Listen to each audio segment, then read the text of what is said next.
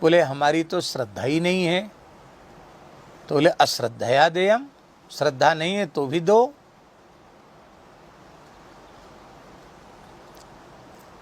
बोले अच्छा, दान करने का मन तो बहुत है पर हमारी आर्थिक स्थिति अच्छी नहीं है। बोले कोई बात नहीं, श्रियादेयम, श्रियादेयम माने आप ये थोड़ी हम कहते कि तब अपना घर द्वार बेच दो, आपकी आर्थिक स्थिति जैसी है उसके अनुरूप आप दान करो। ऐसा दान करो कि आप यदि गृहस्थ हैं, आपके पत्नी, आपके बच्चे, आपके परिवार के लोग संकट में ना जाएं, ऐसा दान करो। और ह्रियादेयम, लज्जापूर्वक दान करो। क्या? लज्जापूर्वक दान करो। अरे भाई, दान करने वाले लोगों को देख के थोड़ो तो मन में साहस करो, शर्म आनी चाहिए कि नहीं, लज्जा लगनी चाहिए कि नहीं, कि देखो इतने इतने लोग इतना कर रहे हैं और हम खाली लिए बटोरे चले जा रहे हैं, हम दे नहीं रहे हैं। हम लोग कई बार लेने का इतना अभ्यास हो जाता कि देना भूल ही जाते हैं। परम पूज्य श्री गोकुल भवन वाले परमहंस जी महाराज ने, नाम सुना होगा आप लोगों ने, भगवत प्राप्त सिद्ध पुरुष थे और आज भी वे सिद्ध स्वरूप में विराजमान हैं और ईमानदारी से भजन में लगे हुए साधकों का आज भी वे मार्गदर्शन करते हैं। परम सिद्ध संत श्री राम मंगलदास जी महाराज, गोकुल भवन वाले महाराज जी, उन्होंने लिखी है घटना, हमने पढ़ी है कि एक नया साधु था और इधर पूर्विया क्षेत्र की बात है, ये नैमिषारण्य का क्षेत्र है ना, इसी क्षेत्र की बात है। कहीं एक जमींदार थे, ठाकुर साहब, बड़े संपन्न थे और बड़े आस्तिक थे। साधुओं के प्रति उनकी बड़ी भारी श्रद्धा थी। तो पहले संत सब पैदल ही चलते थे, तो संतों की जमात या इक्का दुक्का साधु जो भी मिल जाते, उनको बड़े प्रेम से वो ठाकुर साहब रोक लेते थे और संतों के आचार विचार के अनुसार बढ़िया सुंदर व्यवस्था थी प्रसाद की।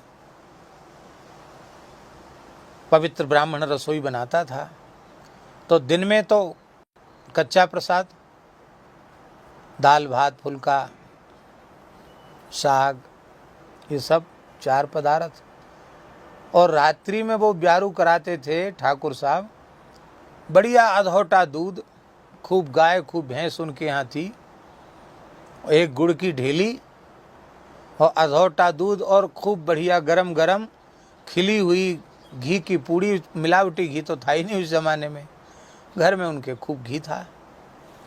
तो बढ़िया खिली हुई पूड़ी और अधौटा दूध, दूध में मीड़ के, दूध पूड़ी बड़ी अच्छी लगती पाने में प्रसाद, दूध पूड़ी का स्वाद। तो महात्मा लोग आते जाते, एक आध दिन विश्राम किया, दोपहर में पंगत किए, रात को ब्यारू किया, सवेरे चले गए। ढेला पाई कुछ चलता था उस जमाने में, किसी को गमछा कपड़ा जरूरत हुआ तो वो दे दिया, आना ढेला पाई को दक्षिणा दे दिया, वो महात्मा चले जाते। अब वो घूमते फिरते एक नई उम्र के महात्मा आ गए।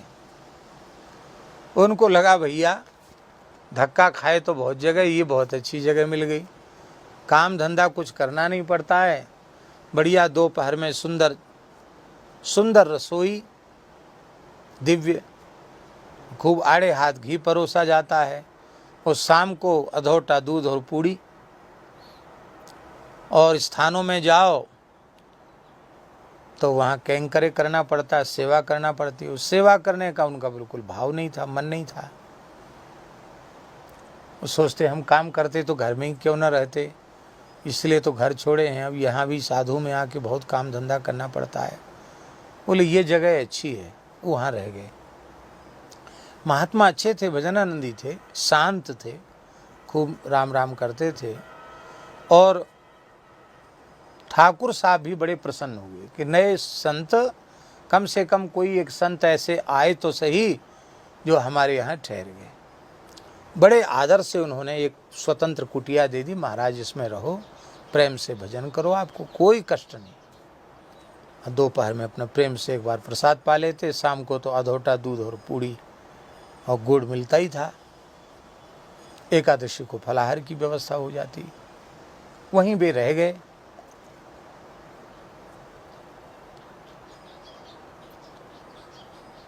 लंबे समय तक रहे, वहीं शरीर पूरा हो गया।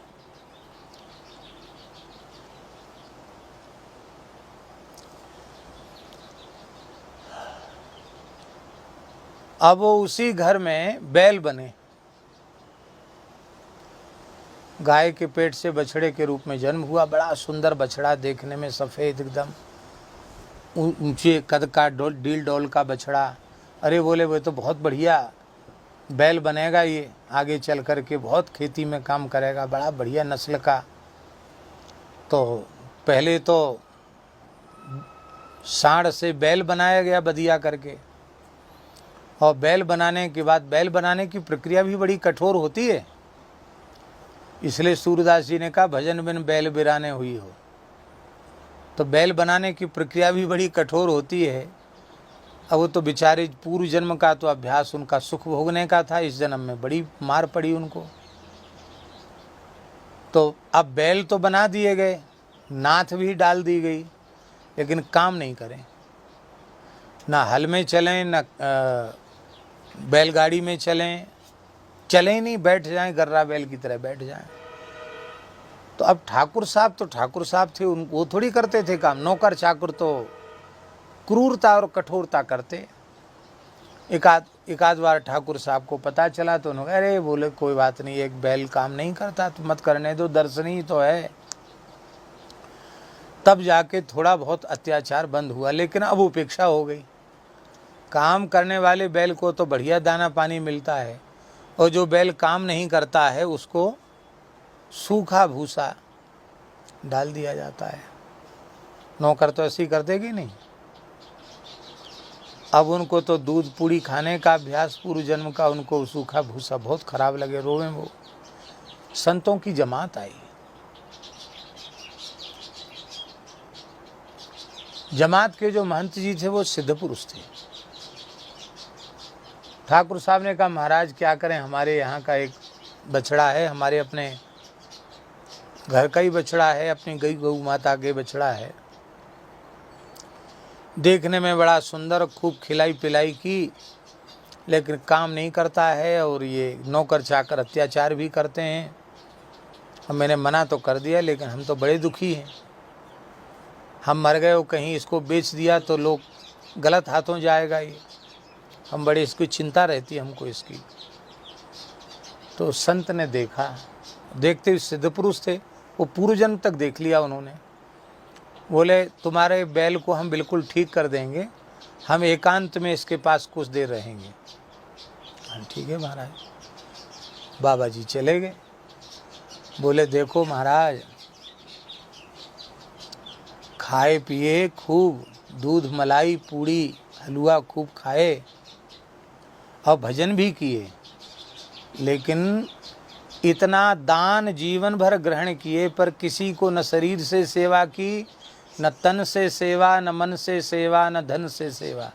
इसलिए बैल बनना पड़ा। भजन करने के बाद भी सारा जीवन पवित्र बीता, पर बैल बनना पड़ा। अब काम नहीं कर रहे हो, जितना दूध मलाई घी आप पूड़ी खाए हो ना, उस सब का एक एक पाई चुकता करना पड़ेगा, नहीं तो बार बार बैल बनना पड़ेगा। और इसी जन्म में छुटकारा चाहते हो तो जितना खाया है उसका दुगना कमा करके इनको दे दो, और फिर तुम राम जी के पास चले जाओगे। संत ने समझाया, सब बात समझ में आ गई। पूर्व जन्म की स्मृति तो थी ही उसको, वृषभ को, और वो बढ़िया से काम में लग गए। समझे? क्या समझे?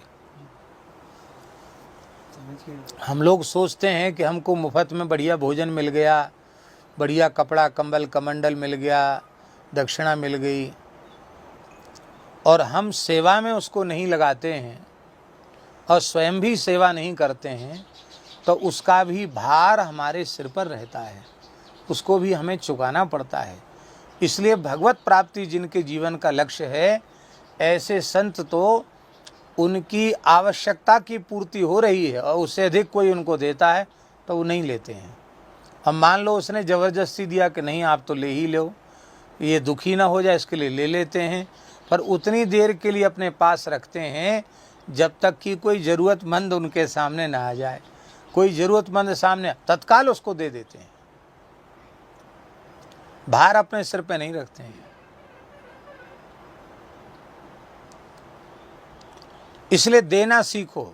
दान करने वालों को देख करके भी लज्जा अपने को आनी चाहिए कि भाई हम खाली दान लिए चले जा रहे हैं, किसी को कुछ दे नहीं रहे हैं। हमको जैसी सामर्थ्य राम जी ने दी है उसके अनुसार हम भी किसी को कुछ देना सीखें। इसको कहते हैं ह्रिया देयम। वेद में लिखा है लज्जा पूर्वक भी देना चाहिए।